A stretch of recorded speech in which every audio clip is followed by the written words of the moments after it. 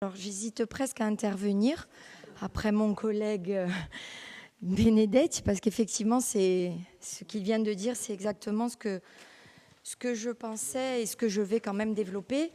Alors, effectivement, nous nous félicitons quand même de cette initiative, même si nous regrettons tout de même la diminution de l'enveloppe, puisqu'elle est passée de 12 millions d'euros au lieu de 14 lors de la dernière programmation.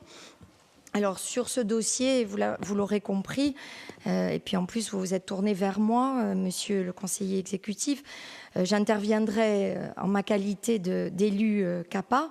Et en ce qui concerne le bloc local ajaccien, il a été fait le choix de proposer des projets cohérents qui correspondent à l'esprit de ces investissements, donc dans les quartiers, vous l'avez rappelé, de Bodichogne, Alsodilev et Piétralbe et Saint-Joseph. Alors je ne vais pas revenir donc sur ce que vous avez développé. En revanche, comme mon collègue, je vais bien sûr émettre une critique qui maintenant devient récurrente. Il y a quelques minutes, je l'exprimais dans ma question orale.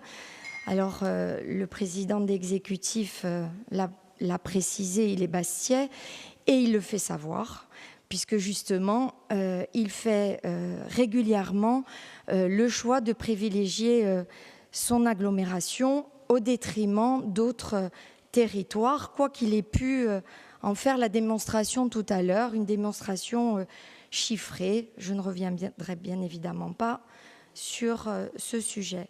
Alors je m'explique. Vous avez choisi le critère uniquement démographique pour arrêter l'enveloppe globale.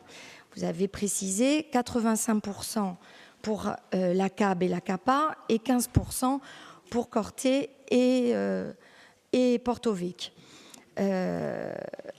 Alors que, selon moi, c'est contestable puisque les critères sociaux sélectionnés sont au détriment de la démographie pour la répartition de cette enveloppe. Ainsi, le territoire de la CAPA se voit gravement lésé pour la conduite d'opérations éligibles au profit du territoire nordiste. En effet, le Conseil exécutif a délibéré le 15 mai dernier sur le lancement de l'appel à projets. Et par ce nouveau mécanisme, le territoire, excusez-moi, je m'embrouille du coup. Donc dans les faits, je reviendrai surtout quantitativement Ajaccio dénombre malheureusement bien plus de personnes en situation de pauvreté que Bastia. 16 000 personnes qui vivent sous le seuil donc de pauvreté contre 11 000. Donc pour vous, qu'est-ce qui est le plus important? La proportion ou le nombre réel de personnes vivant dans la précarité. Si l'argent public doit profiter au plus grand nombre, alors l'enveloppe dévolue à Ajaccio aurait dû être supérieure à celle de Bastia. Or, là aussi, c'est l'inverse qui se produit. Encore une fois, nous pouvons le regretter. Je vous remercie.